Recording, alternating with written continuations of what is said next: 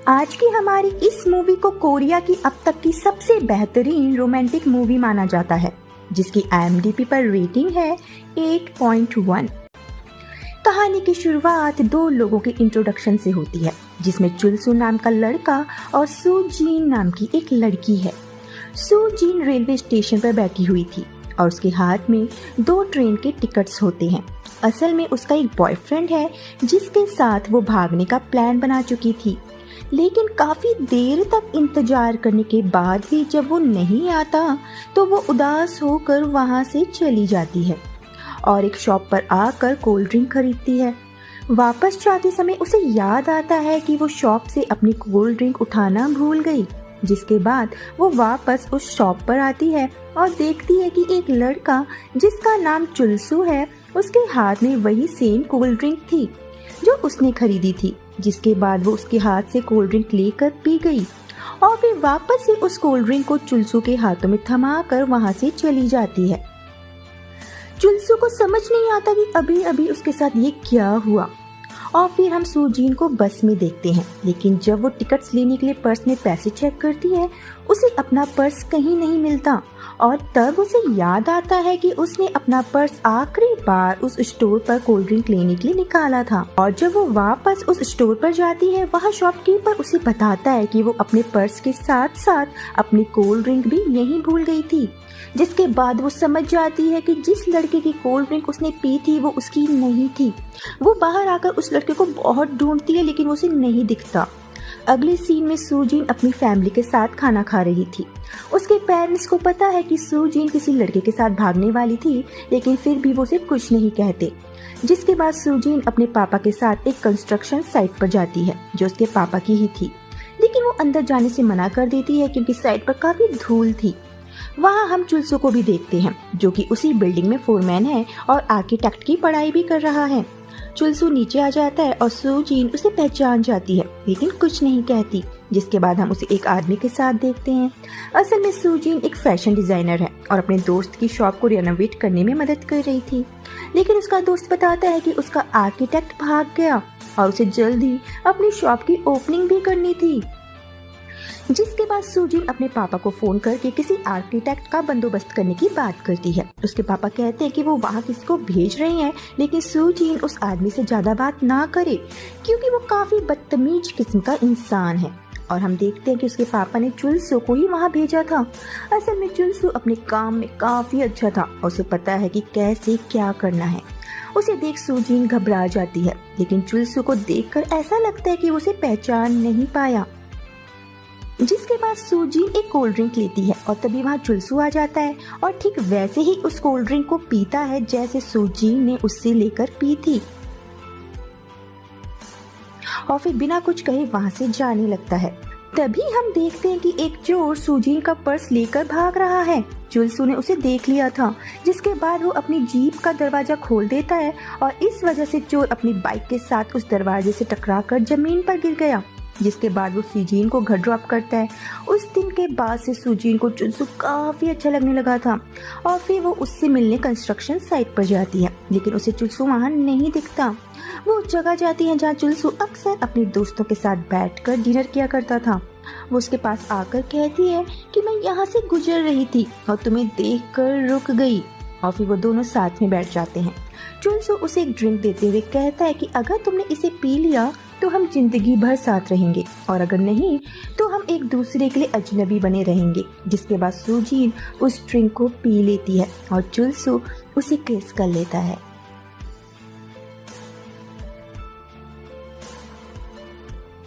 यहाँ से ये दोनों एक रोमांटिक रिलेशनशिप में आ जाते हैं और अब से वो एक दूसरे के साथ बहुत ज्यादा टाइम स्पेंड करने लगे थे।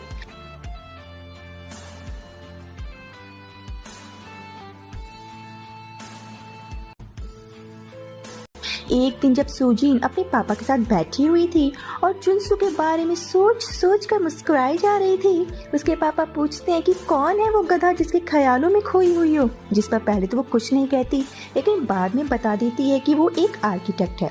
जिसके बाद इसके पापा उस लड़के से मिलवाने की बात करते हैं। सुजीन चुलसू के पास आती है और कहती है कि उसके पापा उससे मिलना चाहते हैं, लेकिन चुलसू कहता है कि उनके बीच बहुत डिफरेंसेस हैं और उसके पापा उसे कभी एक्सेप्ट नहीं करेंगे। बाद में वो दोनों एक रेस्टोरेंट में बैठे हुए थे, तभी वहाँ सुजीन के पापा और मम्मी आ जाते हैं और कहते हैं कि तुम्ही ने तो हमें यहाँ बुलाया था। सब एक साथ बैठ जाते हैं लेकिन कोई कुछ नहीं बोलता, जिस वजह से सुजीन काफी अनकंफर्टेबल हो जाती है और उठकर वॉशरूम चली जाती है। जिसके बाद उसके पापा चुलसू से उसके पेरेंट्स के बारे में पूछते हैं। चुलसू बताता है कि उसका कोई नहीं है और फिर वो उसके घर के बारे में पूछते हैं। चुलसू बताता है कि उसके पास अपना घर भी नहीं है। ये सुनने के बाद उसके पापा उसे नौकरी से निकाल देते हैं, लेकिन चुलसू को कोई फर्क नहीं पड़ता और वो उनसे कहता है कि अब से वो उनकी बेटी से कभी नहीं मिलेगा। उधर सुजीन की तबीयत खराब होने लगती है और वो बाहर आ जाती है, जिसके बाद हम देखते हैं कि बाहर भीड़ लग गई थी। असल में सुजीन बेहोश हो गई और फिर चुलसू वहाँ आता है और उसके पापा के कुछ एक्शन लेने से पहले ही उसे गोद में उठाकर हॉस्पिटल ले जाता है। डॉक्टर बताता है कि कुछ सीरियस नहीं है, वो बस टेंशन की वजह से बेहोश हो गई थी। होश आने पर वो चुलसू को गले लगा लेती है और उसके पापा समझ जाते हैं कि चुलसू से बेहतर लड़का उन्हें नहीं मिलने वाला और वो उनके रिश्ते को मंजूरी दे देते हैं और उनकी शादी हो जाती है। चुलसू को आर्किटेक्ट की डिग्री भी मिल गई थी और वो सुजीन के पापा के यहाँ आर्किटेक्ट की जॉब करने लगा था। लेकिन हम देखते हैं कि सुजीन को भूलने की बीमारी लग गई है।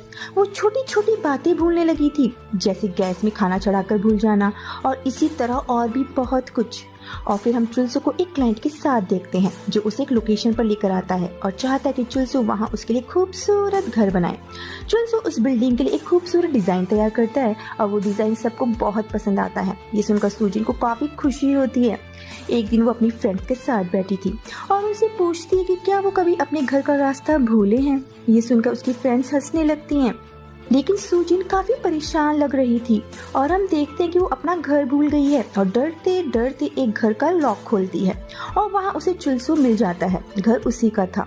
अब हम उसे डॉक्टर के पास देखते हैं और डॉक्टर उससे पूछता है कि क्या कभी ऐसा हुआ है कि तुम बेहोश हो गई हो। सुजीन बताती है कि हाल ही में वो टेंशन की वजह से बेहोश हो गई थी, जिसके बाद डॉक्टर उसे अगले हफ्ते आने को कहता है ताकि वो उसका सीटी स्कैन कर सके।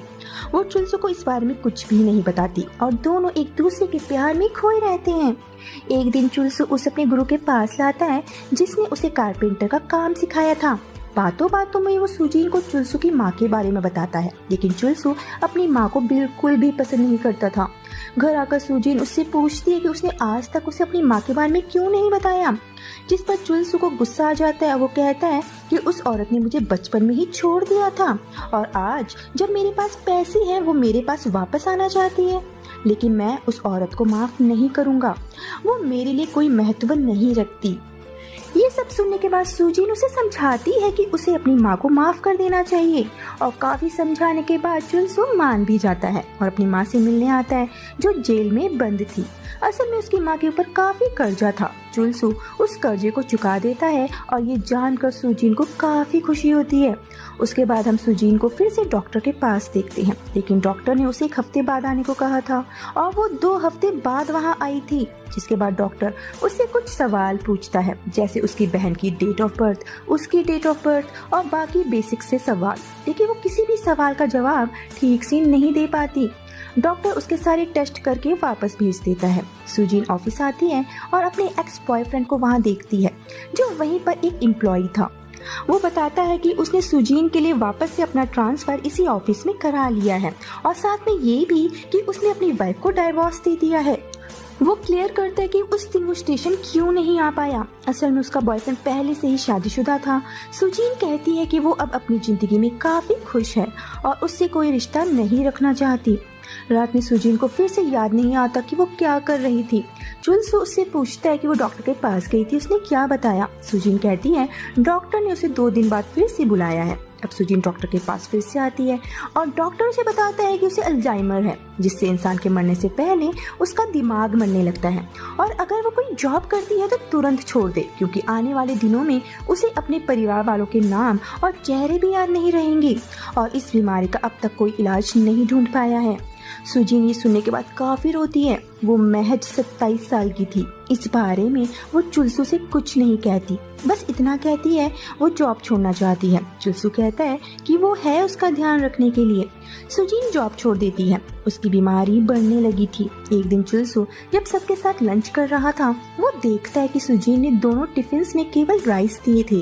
ये देख उसके दोस्त उस पर हंसने लगते हैं। चुलसू को कुछ गड़बड़ लगती है, इसीलिए वो डॉक्टर के पास जाता है जिसके पास सुजीन गई थी, और उसे डॉक्टर सब कुछ बता देता है। लेकिन चुलसू को उस पर यकीन नहीं होता और वो डॉक्टर का कॉलर पकड़कर कहता है कि उसकी बीवी को ऐसी कोई बीमारी नहीं है, जिस पर डॉक्टर उसे बताता है कि उसकी बीवी को भी यही बीमारी थी। वो उसे भी भूल गई थी और तब वो उसे वहाँ ले गया जहाँ वो पहली बार मिले थे और उसे सब कुछ याद आ गया और एक दिन इस बीमारी की वजह से उसकी मौत हो गई। वो आज तक इस बीमारी के ऊपर रिसर्च कर रहा है और तुम्हें भी अब आने वाले दिनों के लिए तैयार हो जाना चाहिए। उधर सुजीन रास्ते में थी और उसे कुछ याद नहीं होता। तब एक पुलिस ऑफिसर उससे पूछता है कि उसे कहाँ जाना है। तभी उसकी नज़र अपने एक्स बॉयफ्रेंड पर जाती है और उसे लगता है कि वो उसी से मिलने आई थी, जिसके बाद वो उसके साथ बैठकर बातें करती है। उसका एक्स बॉयफ्रेंड पूछता है कि क्या हमारा रिश्ता पहले जैसा हो सकता है, लेकिन तभी सुजीन को चुलसू याद आ जाता है और वो वहाँ से चली जाती है। वो बेसबॉल खेल रही थी। चुलसू वहाँ आता है और उसे देख सुजीन समझ जाती है कि उसे सब कुछ पता चल गया है और वो उससे कहती है कि एक दिन वो उसे भी भूल जाएगी, इसलिए ऐसा होने से पहले क्यों ना वो अलग हो जाएं ताकि उन्हें कम तकलीफ हो। लेकिन चुलसू कहता है कि ऐसा कुछ नहीं होगा, हम हमेशा साथ रहेंगे। और फिर चुलसू ऑफिस जाने से पहले घर की हर एक दीवार पर नोट्स लगा देता है ताकि सुजीन को सब कुछ याद रहे। चुलसू के जाने के बाद वहाँ सुजीन का एक्स बॉयफ्रेंड आता है और सुजीन को लगता है कि वो चुलसू है। उसका एक्स बॉयफ्रेंड उसे कहीं बाहर चलने को कहता है, लेकिन तभी वहाँ चुलसू आ गया जिसे सुजीन नहीं पहचान पाती। चुलसू उस आदमी को बहुत मारता है और सुजीन को लगता है कि कोई चुलसू को मार रहा है। इस लड़ाई की वजह से वो बेहोश हो जाती है और तब तक उसके पेरेंट्स भी वहाँ आ चुके थे। चुलसू उसके पापा को सुजीन की बीमारी के बारे में बता देता है, जिसके बाद उसके पापा कहते हैं कि वो सुजीन को अपने साथ ले जाएंगे। चुलसू को अब उसका ध्यान रखने की कोई ज़रूरत नहीं है। चुलसू कहता है कि वो उसकी बीवी है और वो उसे कहीं नहीं जाने देगा। तब तक सुजीन भी बाहर आ गई थी और वो भूल जाती है कि उसे बाथरूम जाना था और सबके सामने टॉयलेट कर देती है। चुलसू उसे अंदर ले जाकर साफ करता है और रोने लगता है, जिसके बाद उसे उसी घर का मॉडल दिखाता है जिसका सपना उन दोनों ने देखा था। चुलसू जब ऑफिस चला जाता है, सुजीन उसके लिए एक लेटर लिखती है जिसमें उसने ये लिखा था कि वो उसे अब और दुख नहीं दे सकती। मैं भले ही तुम्हें भूल जाऊं, लेकिन प्यार तो मैं बस तुमसे ही करती हूँ और मरते दम तक बस तुमसे ही करूँगी। और फिर वो घर छोड़कर चली गई। चार्ल्स जब घर आता है उसे वो लेटर मिलता है जिसे पढ़कर उसे काफ़ी दुख होता है। वो उसे लेने उसके घर जाता है, लेकिन उसके पापा उसे डाइवोर्स पेपर्स पर साइन करने को कहते हैं, लेकिन चुलसू उस पेपर को फाड़ देता है। एक दिन जब वो लेटर बॉक्स चेक कर रहा था, उसमें से एक लेटर सुजीन का भी था जिसमें उसने लिखा था कि आज मुझे तुम्हारी याद आ गई और इसलिए मैंने ये लेटर लिखा है। इस लेटर में उसने उस जगह के बारे में भी बताया था जहाँ वो इस वक्त है और चुलसू उस जगह को ढूंढते ढूंढते एक हॉस्पिटल में पहुंच जाता है। चुलसू उसे स्केच बनाते हुए देखता है जिसमें उसने चुलसू के काफ़ी सारे स्केच बनाने की कोशिश की थी। जिसके बाद वो एक कैफ़े में जाते हैं और चुलसू ने जानबूझकर वही आफ्टर शेव लगाया था जो सुजीन के अंकल और पापा लगाया करते थे। सुजीन उस खुशबू को पहचान जाती है, लेकिन उसे याद नहीं आता कि ऐसा आफ्टर शेव उसके अंकल और पापा के अलावा और कौन लगाता था। ये सुनकर चुलसू अपने आंसू छिपाने के लिए चश्मा पहन लेता है, जिसके बाद वो उसे लेकर उसी शॉप पर जाता है जहां वो पहली बार मिले थे। वहां उसके पेरेंट्स भी मौजूद थे, जिन्हें देखकर उसे सब कुछ याद आ जाता है। उसके बाद चुलसू उसे लॉन्ग ड्राइव पर ले जाता है, उसे पहली बार आई लव यू बोलता है और इसी के साथ यहीं पर इस मूवी का दी एंड हो जाता है। दोस्तों, इस इमोशनल सी लव स्टोरी के लिए बेहतरीन शायरी, उजाले अपनी यादों के हमारे साथ रहने दो, उजाले अपनी यादों के हमारे साथ रहने दो, ना जाने किस गली में जिंदगी की शाम हो जाए। उम्मीद करती हूँ आपको आज की ये लव स्टोरी पसंद आई होगी। मिलते हैं नेक्स्ट वीडियो में, तब तक अपना ख्याल रखिए।